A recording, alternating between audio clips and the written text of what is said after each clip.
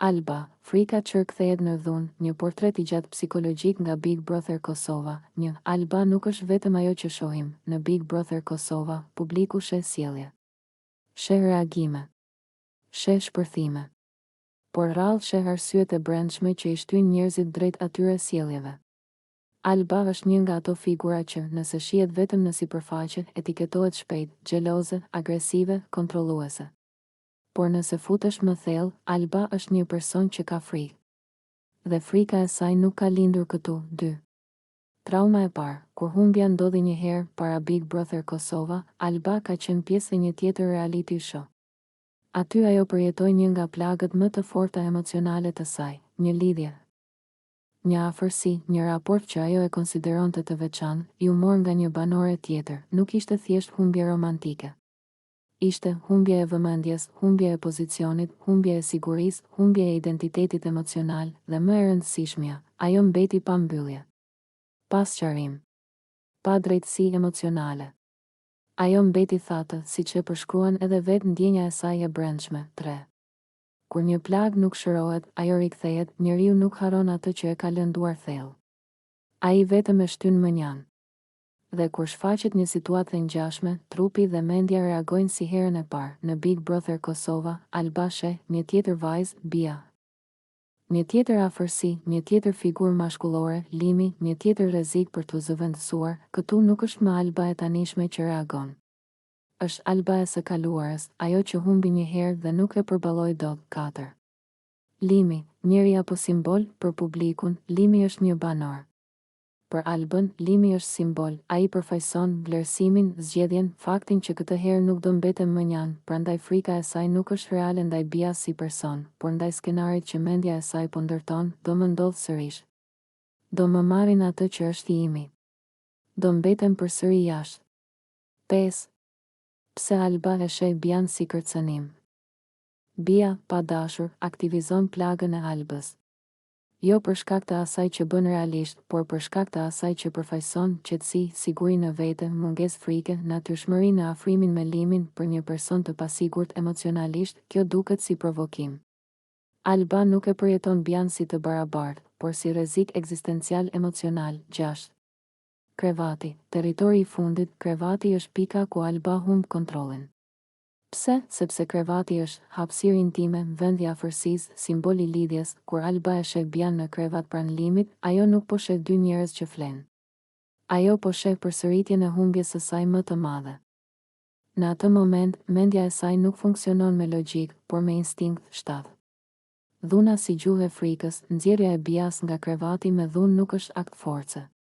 Është akt paniku. Është mënyra më primitive e mendjes për të thënë, ndalo. Mos ma merr. Jo sërish. Kur Alba përdor trupin për të kontrolluar situatën, ajo po tregon se fjalët nuk i mjaftojnë më, frika e ka kaluar kufirin racional, ndjenja e humbjes po i vjen shumë afër. 8. Pse kjo ndodhi përsëri? Sepse frika nuk u shua. Sepse askush nuk e ndali emocionalisht.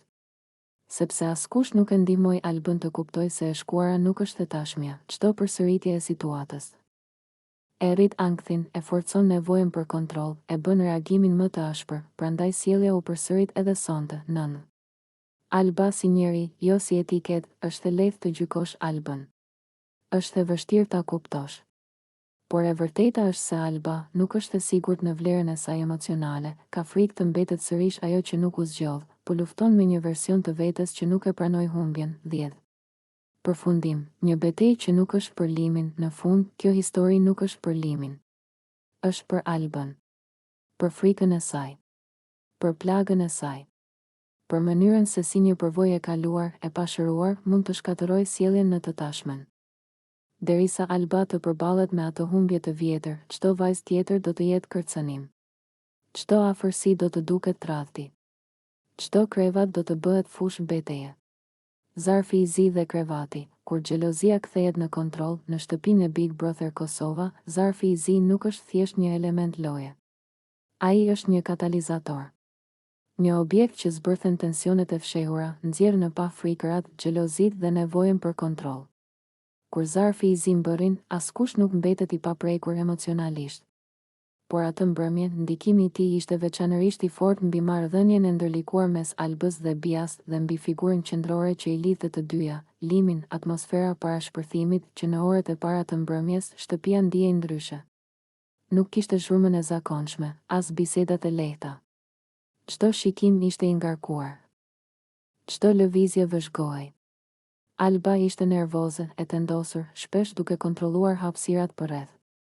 Bia, nga ana tjetër, përpiqej të sillej normalisht, por ishte e qartë se po ndjente presion, limiti, pa e kërkuar, ishte bërë pika e konfliktit. Jo sepse kishte bërë diçka konkrete atë çast, por sepse prania e tij, afrimiteti i tij me Bian dhe mënyra se si komunikonte me të, po interpretoheshin nga Alba si një kërcënim, zarfi i zi dhe ndryshimi i dinamikës. Kur zarfi i zi u lexua, loja ndryshoi. Rregullat u ashpërsuan, tensionet u rritën dhe ndjesia e konkurrencës u kthye në luftë për territor emocional. Në këtë pikë, konflikti nuk ishte më për nominime apo strategji, por për kontroll dhe posedim. Alba filloi të sillet në mënyrë gjithnjë më dominuese. Veçanërisht ndaj Bias, çdo afrimitet i Bias me limin shihej si provokim. Çdo ulje pranë tij, çdo bisedë, çdo buzëqeshje interpretohej si marrje. Krevati si simbol pushteti, në Big Brother, krevati nuk është thjesht vend për të fjetur. Ai është hapësirë intime, territor emocional, simbol sigurie. Dhe pikërisht aty shpërtheu konflikti. Alba nuk donte që Bia të ulej në krevat. Jo sepse krevati ishte i saj fizikisht, por sepse për të, ai përfaqësonte një vijë që nuk duhej kaluar. Kur Bia tentoi të ulej, reagimi i Albës ishte i menjëhershëm dhe agresiv. Fjalët u bën të ashpra. Tonet u ngritën. Alba e pa situatën jo si një moment të zakonshëm, por si një sfidë direkte. Në sytë e saj, Bia po i merrte limin, jo si person me vullnet të lirë, por si diçka që duhej mbrojtur, ruajtur, kontrolluar. Përplasja për limin, në këtë pikë, limiti u gjend në mes të një konflikti që nuk e kishte ndërtuar vetë, por që po e gëlltiste. Çdo reagim i tij interpretohej gabim. Nëse fliste me Bian, provokim. Nëse heshte, faj. Nëse largohej, shmangje. Alba e humbi kontrollin emocional. Ajo nuk po reagonte më ndaj asaj që po ndodhte realisht, por ndaj frikës së saj, frikës se po humbiste vëmendjen. Rëndësinë, pozicionin, dhuna e natës së kaluar, një natë më parë, situata kishte kaluar një vijë të rrezikshme. Bia ishte nxjerrë nga krevati me forcë. Jo simbolikisht, fizikisht. Ishte një moment që tronditi jo vetëm Bias, por edhe shtëpinë. Shumë pan, pak folen. Heshtja e asaj nate rëndoi më shumë se britmat. Bia ndjeu poshtërim. Jo vetëm sepse u prek fizikisht, por sepse u përjashtua nga një hapësirë sikur të mos kishte të drejtë të ishte aty. Ajo nuk reagoi menjëherë. Tronditja shpesh hesht dhe sonte, përsëritja, sonte, historia rrezikonte të përsëritej. Tensioni ishte i njëjtë, ndoshta më i fortë. Alba përsëri u përpoq të kontrollonte hapësirën. Të përjashtonte Bian nga krevati, nga afërsia me limin, nga vetë prania. Kjo nuk ishte më xhelozi e zakonshme. Ishte nevojë për dominim. Një përpjekje për të vendosur hierarki përmes presionit emocional dhe fizik. Bia, durimi që po shteron Bia, e cila për një kohë të gjatë kishte zgjedhur të mos përshkallëzonte situatën. Filloi të kuptoj se heshtja e saj po interpretohej si dobësi. Ajo nuk po përpiqej të merrte askën. Po përpiqej të ekzistonte lirshëm brenda shtëpisë. Në sytë e saj, problemi nuk ishte limiti. Problemi ishte fakti që një tjetër po përpiqej t'i diktonte ku mund të ulej, ku mund të flinte, ku mund të kishte pranë, reagimet e banorëve të tjerë. Ludo, Labinot dhe Labi e pan situatën me shqetësim. Disa tentuan të ndërhyjnë me fjalë, të tjerë zgjodhen të tërhiqen. Por tensioni ishte i dukshëm për të gjithë.